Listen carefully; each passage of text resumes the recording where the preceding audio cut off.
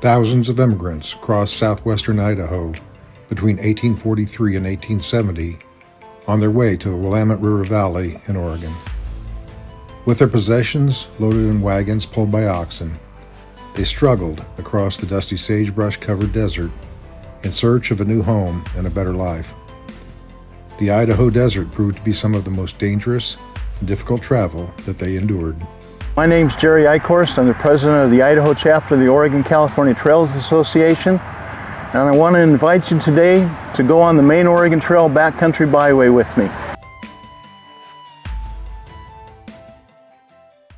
So I'm now in Three Island Crossing State Park with Tyler Barron, who's a ranger here at the park. And we're in Glenns Ferry, Idaho, which is just off of I-84 in southwest Idaho. It's about an hour east of Boise. And the park is on the southwest end of town along the Snake River. So the Oregon Trail came into Idaho in southeast Idaho over east of Montpelier. Came up through Soda Springs, crossed Mount Putnam over to Fort Hall, and then it's followed down the south side of the Snake River, almost across the state to here. It's at this location that the immigrants had to cross the river using Three Island Crossing Ford in order to get to the north side. If they couldn't cross, they had to stay on the south side, which is a drier and more dangerous route.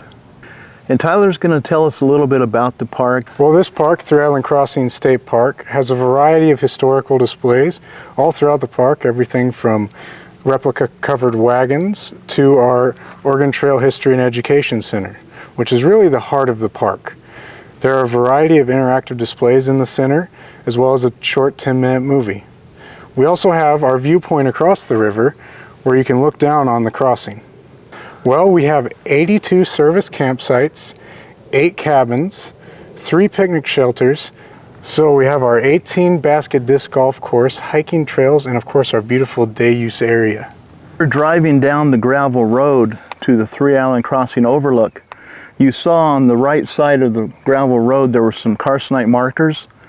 They're the ones that head down to where they can drop down to the river level in this valley to our east here.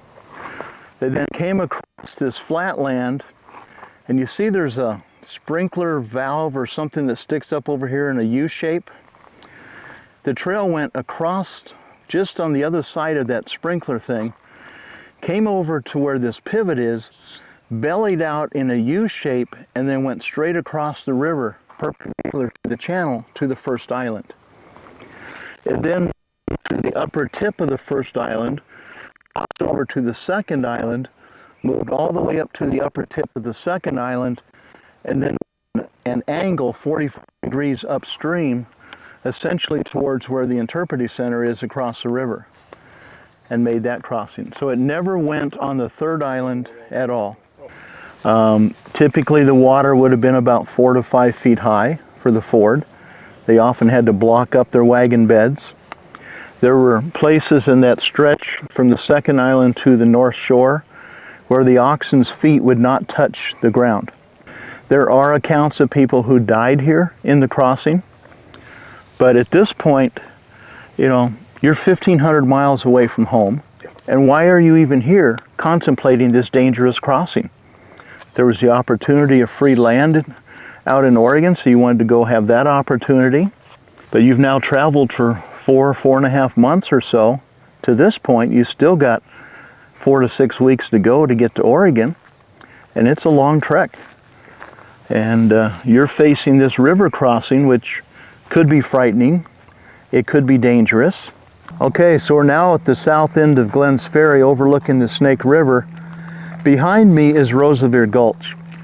If the immigrants were feeling that they needed to get to the river before they got to Three Island Crossing, a lot of them would come down this gulch to the river, water their stock, and then go back up over the ridge and down to Three Island Crossing.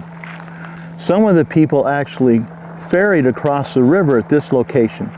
They would caulk their wagon beds with rags and mud and whatever else they could find to make them watertight, throw everything into the wagon bed. Somebody would swim across towing a rope, and then they would pull these wagon beds across the river.